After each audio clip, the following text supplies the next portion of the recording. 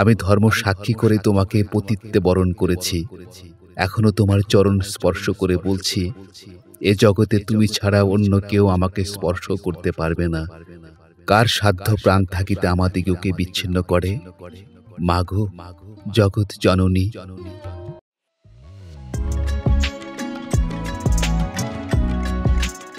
গল্পটকের আজকের পরিবেশনা শরৎচন্দ্র চট্টোপাধ্যায়ের গল্প অনুপমার প্রেম।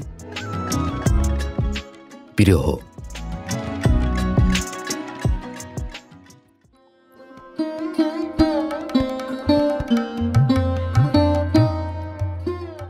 একাদশ বর্ষ বয়ক্রমের মধ্যে অনুপমা নভেল পড়িয়া পড়িয়া মাথাটা একেবারে বিগড়াইয়া ফেলিয়াছে। সে মনে করিল, মনুষ্যর হৃদয়ে যত প্রেম, যত মাধুরী, যত শোভা, যত সৌন্দর্য, যত তৃষ্ণা আছে, সব খুঁটিয়া বাছিয়া একত্রিত করিয়া নিজের মস্তিষ্কের ভিতর জমা করিয়া ফেলিয়াছে। মনুষ্য স্বভাব, মনুষ্য চরিত্র তাহার নখদর্পণে হইয়াছে। জগতের শিখিবার পদার্থ আর তাহার কিছুই নাই। সব জানিয়া ফেলিয়াছে, সব শিখিয়া ফেলিয়াছে। সতীত্বের জ্যোতি সে যেমন দেখিতে পায়, প্রণয়ের মহিমা সে যেমন বুঝিতে পারে, জগতে আর কেহ তেমন সমজদার আছে, অনুপমা তাহা কিছুতেই বিশ্বাস করিতে পারে না। অনু ভাবিল, সে একটি মাধবীলতা, সম্প্রতি মন জুড়িয়া উঠিতেছে। এ অবস্থায় আশু সহকার শাখা বেষ্টিতা না হইলে ফোট কুঁড়িগুলো কিছুতে পূর্ণ বিকশিত হইতে পারিবে না। তাই খুঁজিয়া পাতিয়া একটি নবীন কান্তি সহকার মনোনীত করিয়া লইল এবং 2-4 দিবসেই তাহাকে প্রাণপণ জীবন যৌবন সব দিয়া ফেলিল। মনে মনে মন দিবার বা নিবার সকলেরই সমান অধিকার, কিন্তু জড়াইয়া ধরিবার পূর্বে সহকারটার মতামতেরও ঈষৎ প্রয়োজন হয়। এইখানেই মাধবীলতা কিছু বিপদে পড়িয়া গেল। নবীন নিরোধকান্তকে সে কেমন করিয়া জানাইবে যে সে তাহার মাধবীলতা? স্ফুটন্নমুখ হইয়া দাঁড়াইয়া আছে। তাহাকে আশ্রয় না দিলে এখনই কুড়ির ফুল লইয়া মাটিতে লুটাইতে লুটাইতে প্রাণ ত্যাগ করিবে। কিন্তু সহকার এত জানিতে পারিল না। না জানুক, অনুপমার প্রেম উত্তরোত্তর বৃদ্ধি পাইতে লাগিল। অমৃতে গরল, সুখে দুঃখ, প্রলয়ে বিচ্ছেদ চিরপ্রসিদ্ধ। 2-4 দিবসে অনুপমা বিরহ ব্যথায় জর্জরিত তনু হইয়া মনে মনে বলিল, স্বামী, তুমি আমাকে লও বা না লও, ফিরিয়া চাহো বা না চাহো, আমি তোমার চিরদাসী। প্রাণ যায় তাহাও স্বীকার, কিন্তু তোমাকে কিছুতে ছাড়িব না। এ জন্মে না পাই, আর জন্মে নিশ্চয় পাইব। তখন দেখিবে সতী সাধবীর ক্ষুদ্র বাহুতে কত বল। আপনাদের কাছে একটি সবিনয় নিবেদন, যদি আমাদের এই চ্যানেলটি আপনাদের ভালো লেগে থাকে তাহলে দয়া করে সাবস্ক্রাইব করুন এবং লাইক কমেন্টস করে আমাদের অনুপ্রাণিত করুন। তাহলে শুনতে থাকুন আজকের গল্প অনুপমার প্রেম। অনুপমা বড়লোকের মেয়ে। বাটি সংলগ্ন উদ্যানও আছে, মনোরম সরোবরও আছে। সেথা চাঁদ ওঠে, পদ্ম ফুটে, কোকিলও গান গায়, মধুপদ্ম ঝঙ্কার করে। এইখানে সে ঘুরিয়া ফিরিয়া বিরহ ব্যথা অনুভব করিতে লাগিল। এলোচুল করিয়া অলঙ্কার খুলিয়া ফেলিয়া, গাত্রে ধুলি মাখিয়া, প্রেমের যোগিনী সাজিয়া সরাসরি জলে কখনো মুখ দেখিতে লাগিল, কখনো নয়ন জলে ভাসাইয়া গোলাপ পুষ্প চুম্বন করিতে লাগিল, কখনো অঞ্চল পাতিয়া তরুতলে শয়ন করিয়া হাহুতাস ও দীর্ঘশ্বাস ত্যাগ করিতে লাগিল। আহারে রুচি নাই, শয়নে ইচ্ছা নাই, সাজসজ্জায় বিষম বিরাগ, গল্পগুজবের রীতিমতো বিরক্তি। অনুপমা দিন দিন শুকাইতে লাগিল। দেখিয়া শুনিয়া অনুর জননী মনে মনে প্রমাদ গুনিলেন।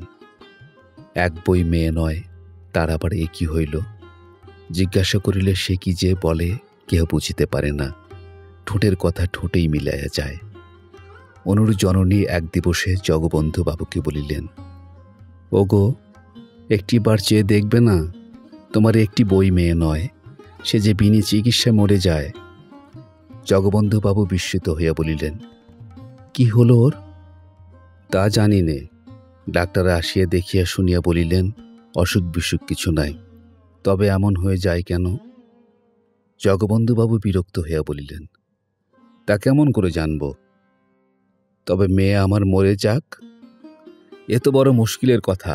জ্বর নেই, বালাই নেই, শুধু শুধু যদি মরে যায় তো আমি কি করে রাখব?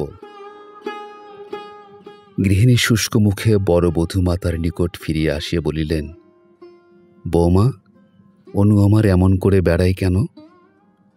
কেমন করে জানব মা? তোমার কাছে কি কিছু বলে না? কিছু না। গৃহিণী প্রায় কাঁদিয়া ফেলিলেন। তবে কি হবে? না খেয়ে না শুয়ে এমন করে সমস্ত দিন বাগানে ঘুরে বেড়ালে কদিন আর বাঁচবে?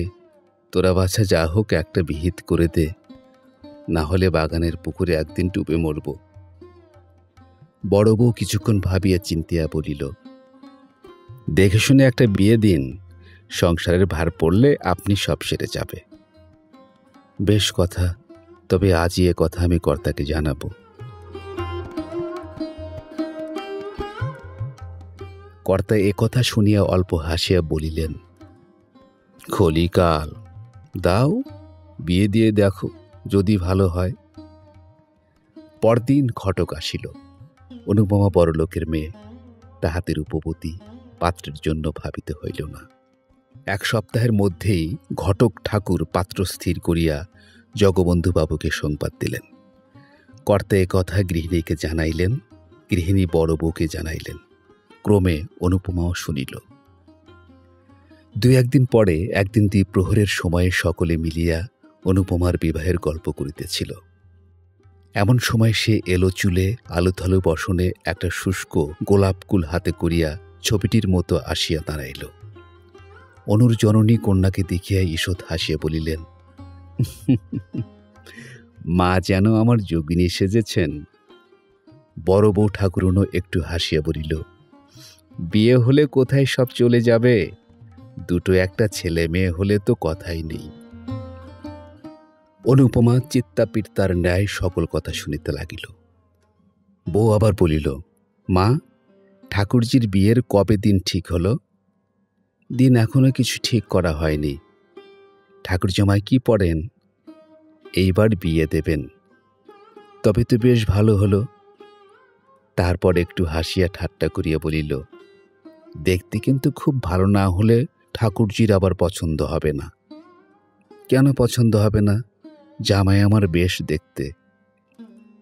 এবার অনুপমা একটু গ্রীবা বক্র করিল। ঈষৎ হেলিয়া পদনখ দিয়া মৃত্তিকা খনন করিবার মতো করিয়া নখ খুঁড়িতে খুঁড়িতে বলিল, বিবাহ আমি করিব না। জননী ভালো শুনিতে না পাইয়া জিজ্ঞাসা করিলেন, কি মা? বড় বউ অনুপমার কথা শুনিতে পাইয়াছিল। খুব জোরে হাসিয়া উঠিয়া বলিল, ঠাকুরজি বলছে ও কখনো বিয়ে করবে না। বিয়ে করবে না? না, না করুক গে। অনুর জননী মুখ টিপিয়া একটু হাসিয়া চলিয়া গেলেন। গৃহিণী চলিয়া যাইলে বড় বধূ বলিল, তুই বিয়ে করবি না? অনুপমা পূর্বমত গম্ভীর মুখে বলিল, কিছুতেই না। কেন? যাকে তাকে গছিয়ে দেওয়ার নামই বিবাহ নয়। মনের মিল না হলে বিবাহ করাই ভুল। বড় বউ বিস্মিত হইয়া অনুর মুখপানে চাহিয়া বলিল, গছিয়ে দেওয়া আবার কিল? গছিয়ে দেবে না তো কি মেয়ে মানুষ দেখে শুনে পছন্দ করে বিয়ে করবে? নিশ্চয়। তবে তোর মতে আমার বিয়েটাও ভুল হয়ে গেছে। বিয়ের আগে তো তোর দাদার নাম পর্যন্ত আমি শুনিনি। সবাই কি তোমার মতো? বউ আর একবার হাসিয়া বলিল, তোর কি তবে মনের মানুষ কেউ জুটেছে নাকি? অনুপমা বধূ ঠাকুরনীর সহাস্য বিদ্রুপে মুখখানি পূর্বাপেক্ষা চতুর্গুণ গম্ভীর করিয়া বলিল, বউ, ঠাট্টা করছো নাকি? এখন কি বিদ্রুপের সময়? কেন লো? হয়েছে কি? হয়েছে কি? তবে শোনো। অনুপমার মনে হইল তাহার সম্মুখে তাহার স্বামীকে বধ করা হইতেছে। সহসা কতুলুখার দুর্গে বদমঞ্চ সম্মুখে বিমলা ও বীরেন্দ্র সিংহের দৃশ্য তাহার মনে ভাসিয়া উঠিল। অনুপমা ভাবিল, তাহারা যাহা পারে সে কি তাহা পারে না? সতী স্ত্রী জগতে কাহাকে ভয় করে? দেখিতে দেখিতে তাহার চক্ষু অনৈসর্গিক প্রভায় দগদগ করিয়া জ্বলিয়া উঠিল। দেখিতে দেখিতে অঞ্চলখানা কোমরে জড়াইয়া গামছা কোমরে বাঁধিয়া ফেলিল। ব্যাপার দেখিয়া বড় বধূ 3 হাত পিছাইয়া গেল। নিমেষে অনুপমা পার্শ্ববর্তী খাটের খুঁড়ো বেশ করিয়া জড়াইয়া ধরিয়া ঊর্ধ্বনেত্রে চিৎকার করিয়া কহিতে লাগিল, প্রভু, স্বামী, প্রাণনাথ, জগৎ সমীপে আজ আমি মুক্ত কণ্ঠে স্বীকার করব, তুমি আমার প্রাণনাথ। প্রভু, তুমি আমার, তুমি আমার। এ খাটের খুঁড়ো নয়, এ তোমার পদযুগল। আমি ধর্ম সাক্ষী করে তোমাকে পতিত্বে বরণ করেছি। এখনো তোমার চরণ স্পর্শ করে বলছি, এ জগতে তুমি ছাড়া অন্য কেউ আমাকে স্পর্শ করতে পারবে না। কার সাধ্য প্রাণ থাকিতে আমাদিগকে বিচ্ছিন্ন করে? মাগো, জগৎ জননী। বড়বধূ চিৎকার করিয়া ছুটিয়া বাহিরে আসিয়া পড়িল। ওগো দেখো গে, ঠাকুরজি কেমন ধারা করছে। দেখিতে দেখিতে গৃহিণী ছুটিয়া আসিলেন। বউ ঠাকুরনের চিৎকার বাহির পর্যন্ত পৌঁছিয়াছিল। কি হয়েছে, হলো কি? কর্তা ও তাহার পুত্র চন্দ্রবাবু ছুটিয়া আসিলেন। কর্তা গিন্নিতে, পুত্র পুত্রবধূতে, দাস দাসীতে মুহূর্তে ঘরে ভিড় হইয়া গেল। অনুপমা মূর্ছিত হইয়া খাটের কাছে পড়িয়া আছে। গৃহিণী কাঁদিয়া উঠিলেন। অনুর আমার কি হলো? ডাক্তার ডাকো, জল আনো, বাতাস করো ইত্যাদি চিৎকারে পাড়ার অর্ধেক প্রতিবাসী বাড়িতে জমিয়া গেল। অনেকক্ষণ পরে চক্ষু নিমীলন করিয়া অনুপমা ধীরে ধীরে বলিল, আমি কোথায়? তাহার জননী মুখের নিকট মুখ আনিয়া সস্নেহে বলিলেন, কেন মা, তুমি যে আমার কোলে শুয়ে আছো? অনুপমা দীর্ঘ নিঃশ্বাস ফেলিয়া মৃদু মৃদু কহিল, ও, তোমার কোলে? ভাবছিলাম আমি আর কোথাও কোনো স্বপ্নরাজ্যে তার সঙ্গে ফেসে যাচ্ছি। দরবিগলিত অশ্রু তাহার গণ্ড বাহিয়া পড়িতে লাগিল। জননী তাহা মুছাইয়া কাতর হইয়া বলিলেন, কেন কাঁদছ মা? কার কথা বলছ? অনুপমা দীর্ঘ নিঃশ্বাস ফেলিয়া মন হইয়া রহিল। বড় বধূ চন্দ্রবাবুকে একপাশে ডাকিয়ে বলিল, সবাইকে যেতে বলো, আর কোনো ভয় নেই, ঠাকুর যে ভালো হয়েছে। ক্রমশ সকলে প্রস্থান করিলে রাত্রে বড় বউ অনুপমার কাছে বসিয়া বলিল, ঠাকুরজি, কার সঙ্গে বিয়ে হলে তুই সুখী হস? অনুপমা চক্ষু মুদ্রিত করিয়া কহিল, সুখ দুঃখ আমার কিছুই নেই, সেই আমার স্বামী। তা তো বুঝি, কিন্তু কে সে? সুরেশ। সুরেশই আমার। সুরেশ? রাখাল মজুমদারের ছেলে? হ্যাঁ, সেই। রাত্রে গৃহিণী একথা শুনিলেন। পরদিন অমনি মজুমদারের বাড়িতে আসিয়া উপস্থিত হইলেন। নানা কথার পর সুরেশের জননীকে বলিলেন, তোমার ছেলের সঙ্গে আমার মেয়ের বিয়ে দাও। সুরেশের জননী হাসিয়া বলিলেন, মন্দ কি? ভালো মন্দের কথা নয়, দিতেই হবে। তবে সুরেশকে একবার জিজ্ঞাসা করে আসি, সে বাড়িতেই আছে। তার মত হলে কর্তার অমত হবে না। সুরেশ বাড়ি থাকিয়া তখন বিয়ে পরীক্ষার জন্য প্রস্তুত হইতেছিল। এক মুহূর্ত তাহার 1 বৎসর। তাহার মা বিবাহের কথা বলিলে সে কানেই তুলিল না। গৃহিণী আবার বলিলেন, সুরো, তোকে বিয়ে করতে হবে। সুরেশ মুখ তুলিয়া বলিল, তা তো হবেই, কিন্তু এখন কেন?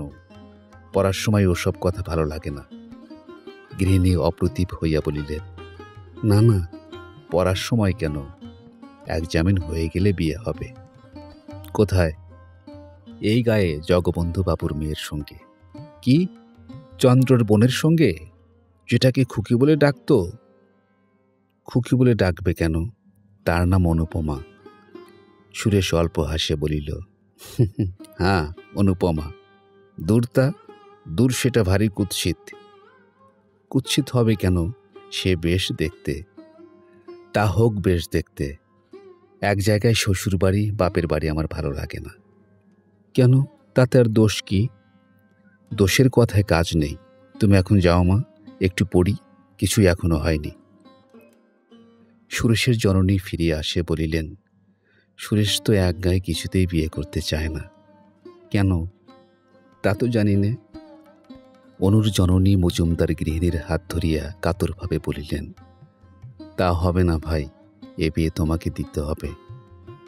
ছেলের অমত, আমি কি করব বলো?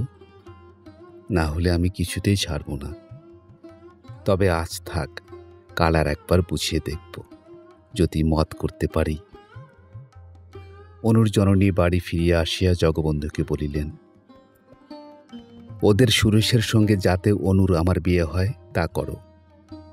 কেন বলো দেখি? রায়গ্রামে তো একরকম সব ঠিক হয়েছে, সে সম্বন্ধ আবার ভেঙে কি হবে? কারণ আছে। কি কারণ? কারণ কিছু নয়, কিন্তু সুরেশের মতো অমন রূপে গুণে ছেলে কি পাওয়া যাবে? আর ও আমার একটি মাত্র মেয়ে, তার দূরে বিয়ে দেব না। সুরেশের সঙ্গে হলে যখন খুশি দেখতে পাব। আচ্ছা, চেষ্টা করব। চেষ্টা নয়, নিশ্চিত দিতে হবে। কর্তা নখ নাড়ার ভঙ্গি দেখিয়ে হাসি ফেলিলেন। তাই হবে গো। সন্ধ্যার পর কর্তা মজুমদার বাটি হইতে ফিরিয়া আসিয়া গৃহিণীকে বলিলেন, বিয়ে হবে না। সে কি কথা? কি করব বলো? ওরা না দিলে তো আমি জোর করে ওদের বাড়িতে মেয়ে ফেলে দিয়ে আসতে পারি না। দেবে না কেন? এক গায়ে বিয়ে হয়, ওদের মত নয়। গৃহিণী কপালে করাঘাত করিয়া বলিলেন, আমার কপালের দোষ। পরদিন তিনি পুনরায় সুরেশের জননীর নিকট আসিয়া বলিলেন, দিদি, বিয়ে দে। আমার তো ইচ্ছা আছে, কিন্তু ছেলের মত হয় কই? আমি লুকিয়ে সুরেশকে আরো 5,000 টাকা দেব। টাকার লোভ, পরলোভ। সুরেশের জননী এ কথা সুরেশের পিতাকে জানাইলেন। কর্তা সুরেশকে ডাকিয়া বলিলেন, সুরেশ, তোমাকে বিবাহ করিতে হবে। কেন? কেন আবার কি? এই বিবাহ তোমার গর্ভধারিণীর মত, আমারও মত, সঙ্গে সঙ্গে একটু কারণও হয়ে পড়েছে।